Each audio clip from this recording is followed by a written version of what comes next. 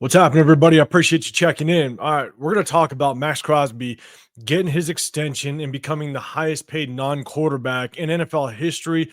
We obviously know that news broke just a couple days ago, but I want to talk about that because a lot of people have been talking about whether or not they think he was overpaid. Obviously, he missed a couple games or a handful of games last year due to the injury to his leg. And a lot of people have come on social media and said either he got paid too much or he is overpaid. And I want to kind of give you my thoughts on it. But at the same time, I also want to talk about why I think this was an absolute genius move, not just by bringing MAXX CROSBY back, but the timing of it and when Johnspytek did it. And so I definitely want to touch on that because I want to give credit where credit is due. Big shout to Johnspytek, just again for the timing and the way he did it. And so, but before we get into it, if you can, hit that like button and subscribe. My next giveaway is at 4,500 subscribers. So if you want to be included in that, hit that subscribe button, but also hit that notification bell so you know when I drop more content. But I also go live Sunday and Tuesday evenings.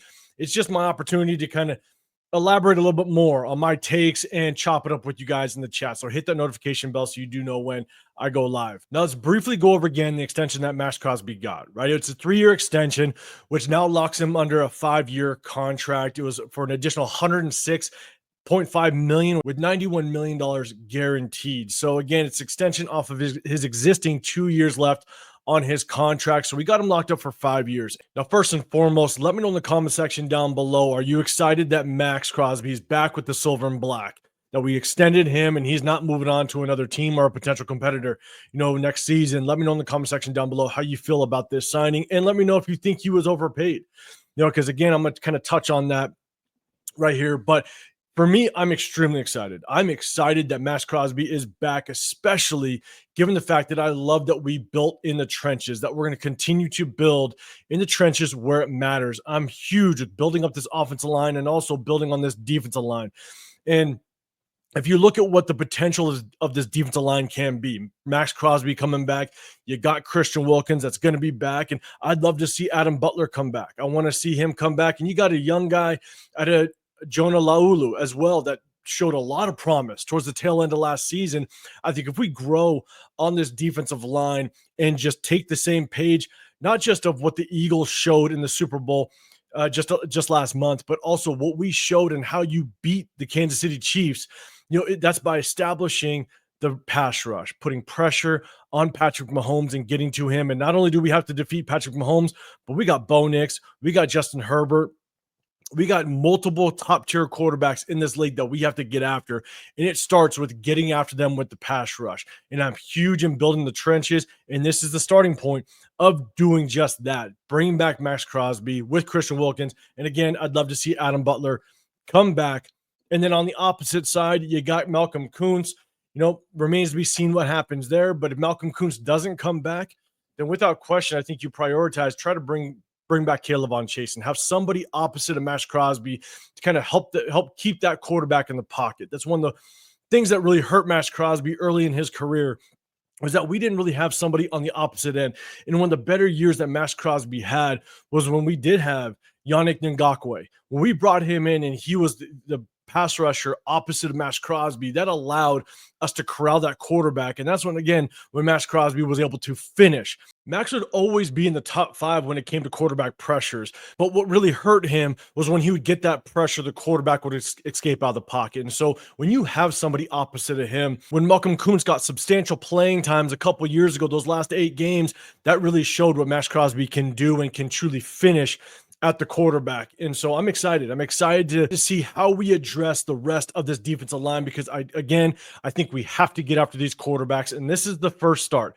This is potentially the start of a wave on bringing back some of our free agents as the start of free agency hits on Monday. And so again, this could be by addressing MAXX CROSBY early. Now, they could have waited. They could have waited. They could have seen just kind of how this market was going to play.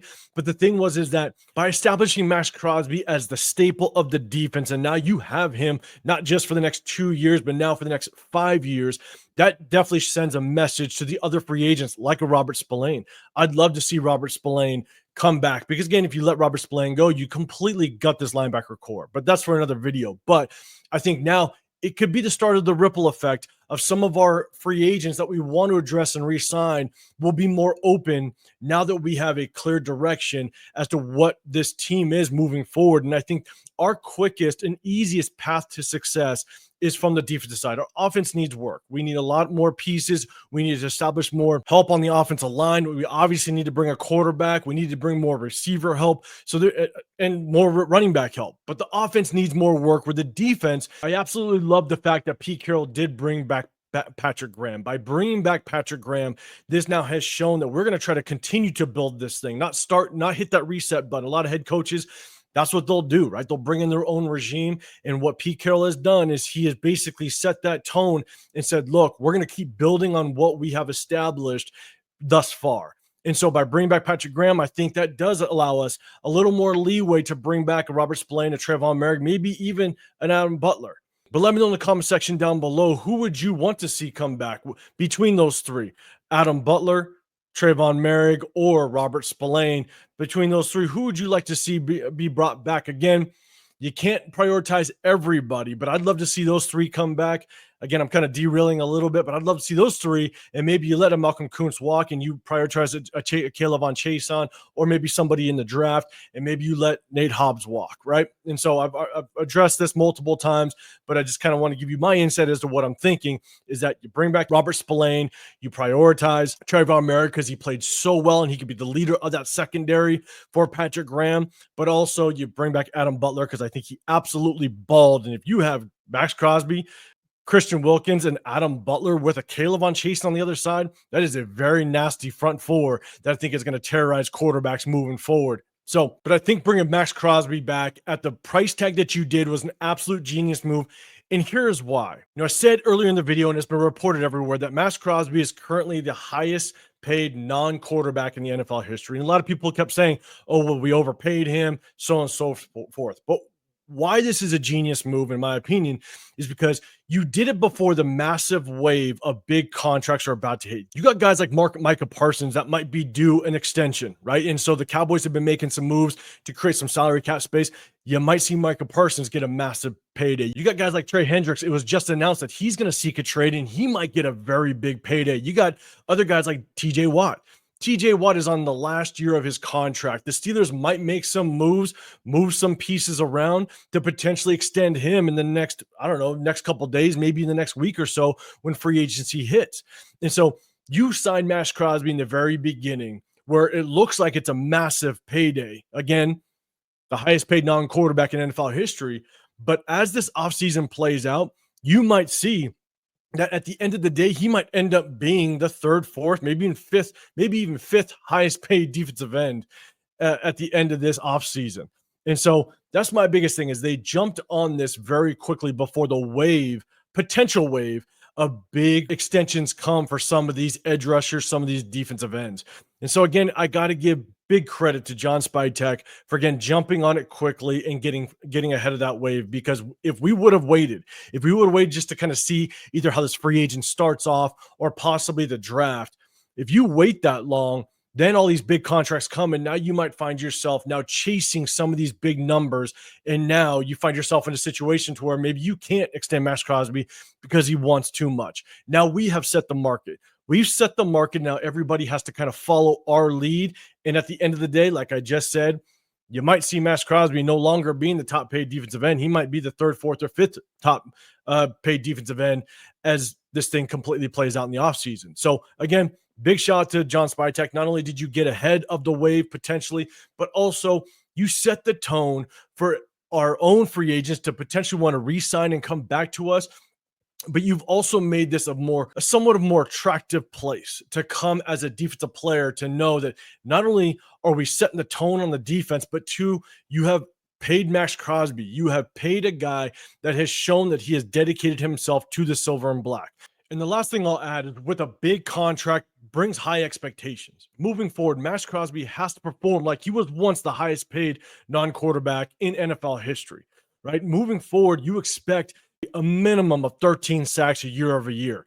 That's going to be, I would say, his goal, a minimum of 13 sacks year over year, making sure that he also takes on those double teams and those triple teams and allowing some of the other D linemen or the opposite edge rusher to kind of get some work in and get their piece as well. And so at the end of the day, there is high expectations moving forward from MAXX CROSBY. Again, you get a high paid contract, high expectations comes with it, because MAXX CROSBY got to step up to the plate and be the example moving forward, not only for the rest of this defense, but for the entire team, because you are now the face of this franchise until we get a quarterback that can prove otherwise. And so, again, that's just my take. With a high contract brings high expectations, and that's what I expect moving forward. So, again, want to jump on here and just kind of give you my take on it. Let me know in the comment section down below.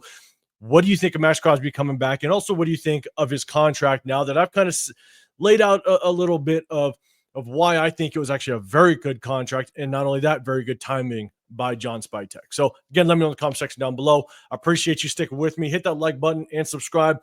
Turn on those notifications. Again, I go live on Tuesdays and Sundays, so make sure you check in for that. But at the same time, I'm doing my next giveaway at 4,500 subscribers. So if you want to be included in that, hit that subscribe button. So I appreciate you. I hope you have a great rest of your day, and I'll see you on the next one. I'm out.